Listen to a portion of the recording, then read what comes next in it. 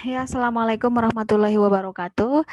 Sesuai dengan janji saya akan memberikan review yang paling terakhir ya untuk perkuliahan Pancasila dan Kewarganegaraan. Sebenarnya mungkin lebih kepada apa ya? Ya say goodbye aja ya. Say goodbye. Ya, karena review sebenarnya sudah disampaikan juga ya melalui voice note di WhatsApp. Tapi saya juga akan membicarakan tentang teknis UAS ya. Oke, baik ya. Pertama, kita tidak perlu ada Zoom meeting ya. Jadi cukup dengan video ini saja. Tadinya saya ingin Zoom meeting dengan Anda, tapi sepertinya minggu besok itu padat juga begitu ya, dan memang kewajiban saya juga mengajar sudah 15 kali pertemuan ya gitu, dan ke-16 itu UAS ya, pertemuan ke-16 itu UAS. Jadi sudahlah gitu ya, tidak perlu ada Zoom meeting, saya rasa cukup. Dan saya melihat kalau dari apa ya, track record lah ya, secara keseluruhan ya, saya melihat ada banyak mahasiswa juga yang melihat YouTube begitu. Karena saya kan melihat itunya, viewernya. Saya beranggapan bahwa oh berarti mahasiswa melihat gitu ya, melihat performance presentasi teman-temannya, kemudian melihat video-video saya begitu ya. Karena kan intinya adalah begini sih. Intinya adalah pembelajaran online ini memerlukan kemandirian dan memang semua tergantung pada Anda. Saya selaku dosen berusaha semaksimal mungkin untuk apa ya, untuk mengajar gitu ya, walaupun pada akhirnya ya saya yakin sih ada banyak sekali kekurangan gitu. Tapi ya memang apa ya, istilahnya memang pembelajaran online ini betul-betul memerlukan kemandirian yang sangat gitu. Jadi jika kita tidak mengikuti perintah dari dosennya, atau kita tidak mengikuti alur pembelajaran gitu ya yang disarankan, ya ya udah begitu, kita tidak akan dapat apa-apa. Mungkin yang mengikuti alur, mengikuti saran juga kan merasa kekurangan kan gitu dengan online ini, apalagi yang tidak gitu. Nah itu, dan saya juga tidak bisa men-track record sampai maksimal gitu ya, apakah mahasiswa ini betul-betul mengikuti perkuliahan. Sebenarnya saya pribadi juga tidak tahu. Kenapa? Karena kalau kita melihat absen misalnya, itu kan formalitas ya gitu. Absen itu kan Anda ngeklik-ngeklik saja, dan bisa saja setelah itu ya udah selesai begitu ya. Tidak perlu belajar gitu kan. Iya kan? Ya, dan saya tidak melihat kan, tidak ada dosen yang melihat, jadi susah nge-track-nya, itu susah gitu. Apakah Anda apa namanya, memperhatikan video-video teman-teman ketika presentasi, apakah Anda memperhatikan video-video dari saya, instruksi review gitu kan, voice note, apakah Anda mendengarkan atau tidak. Sebenarnya saya tidak tahu gitu. Nah, tetapi yang bisa saya ukur dari kemampuan Anda itu adalah tes. Jadi memang ukuran saya saat ini gitu ya, bahwa Anda paham paham atau apa ya, ya memahami apa yang dipelajari selama itu ya melalui tes gitu. Baik itu tes mandiri maupun tes terstruktur, dan juga UTS dan UAS gitu. Jadi itu aja, 4 itu saja yang menjadi indikasi bahwa Anda itu sedikitnya lah ya gitu paham tentang Pancasila dan kewarganegaraan. Oke ya, jadi makanya next ya yang akan kita lakukan adalah UAS ya.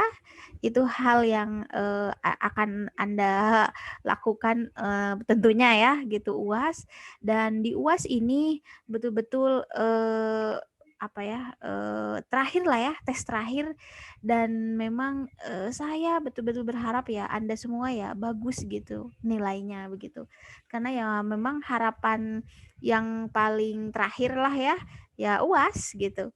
Oke ya, baik ya. Untuk selanjutnya UAS paling ya yang ingin saya sampaikan. Seperti apa teknis UAS? Teknis UAS pilihan ganda lagi ya.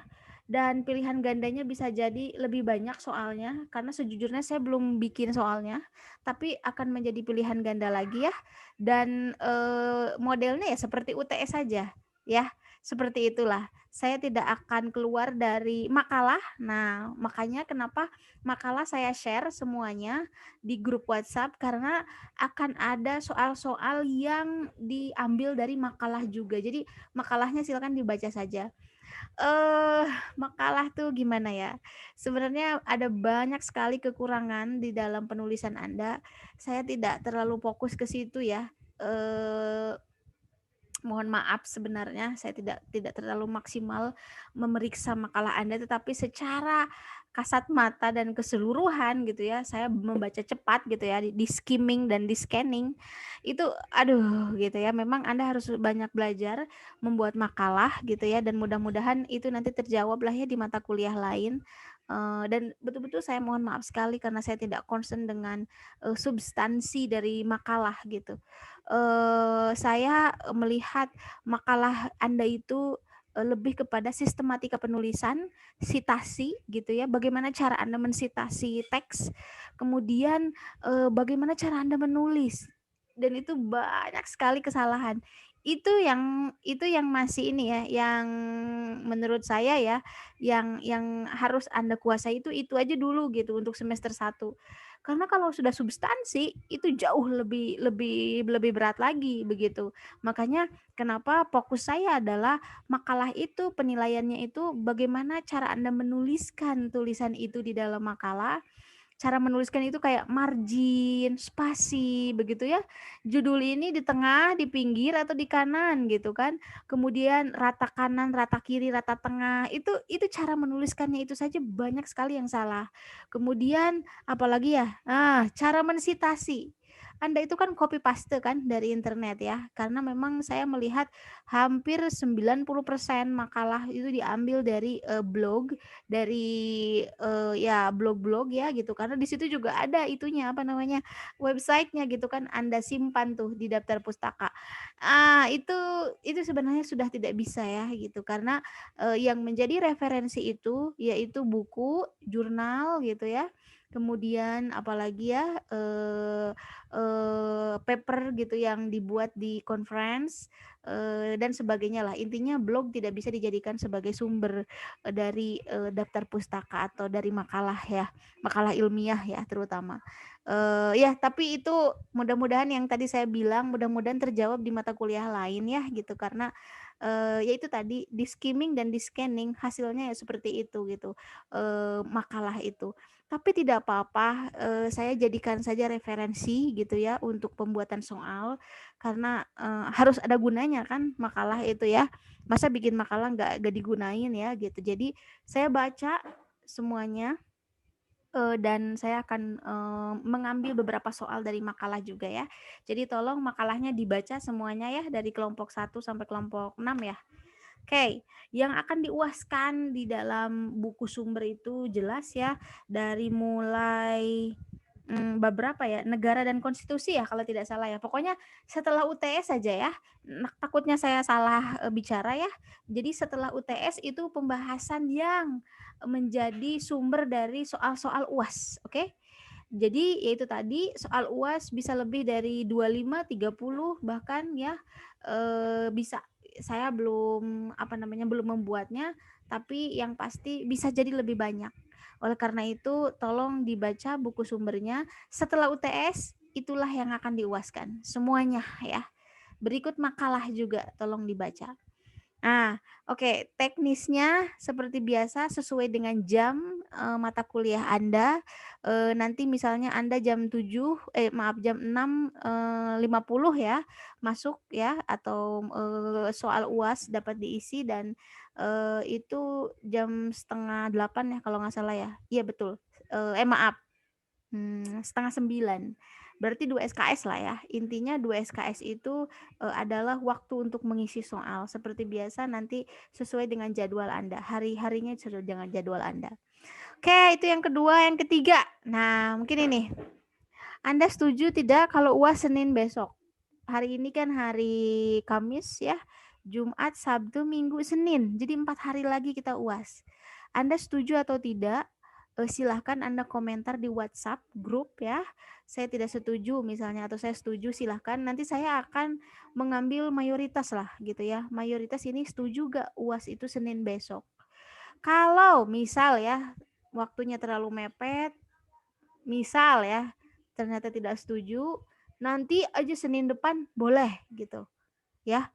Misalnya tidak mau Senin besok, tidak apa-apa, Senin depannya boleh gitu. Berarti Senin depan itu tanggal berapa ya? Sekarang tanggal 7, 8, 9, 10, 11, berarti 11 tambah 7, 11 tambah 7, tanggal 18 berarti ya. Kalau Anda tidak sepakat Senin besok gitu. Berarti kita akan UAS nanti Senin depan tanggal 18. Tetapi kalau sepakat Senin besok semuanya, ya udah Senin besok kita akan UAS, oke? Silahkan komentar sepakat atau tidak Senin besok diadakan UAS. Senin itu tanggal 7, 8, 10 ya, tanggal 10 ya. Oke, itu saja. Mungkin yang terakhir ya, nih yang keempat. Pancasila dan kewarganegaraan. Ini berbicara tentang Pancasila dan kewarganegaraan ini ya memang pasti akan berbicara tentang politik juga ya. Mungkin Anda merasakan ya gitu. Dan ada banyak sekali materi-materi di dalam Pancasila dan kewarganegaraan yang berhubungan dengan pemerintah begitu kan, dengan rakyat begitu ya. Dan saat ini ya ya berat sih untuk berbicara tentang Pancasila dan kewarganegaraan bagi saya pribadi. Mudah-mudahan Anda bisa memahami apa yang saya ungkapkan. Ya, mudah-mudahan mata kuliah ini memberikan dampak bagi Anda, minimalnya lah ya gitu. Saya tahu ini banyak kekurangannya karena online juga, dan mungkin secara pribadi juga saya punya banyak kekurangan ya dalam mengajar mata kuliah ini.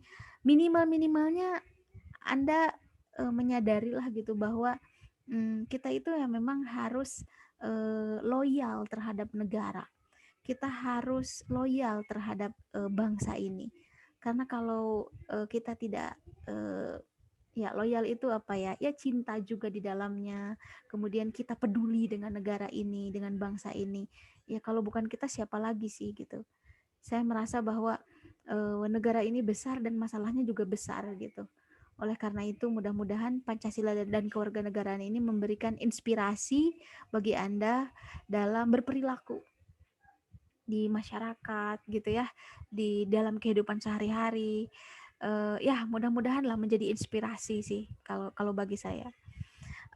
Bagi saya pribadi ya, ketika saya melihat atau membaca berbagai hal tentang Pancasila dan kewarganegaraan, betapa itu tadi, betapa negara ini luar biasa besar dan potensial sih menurut saya gitu.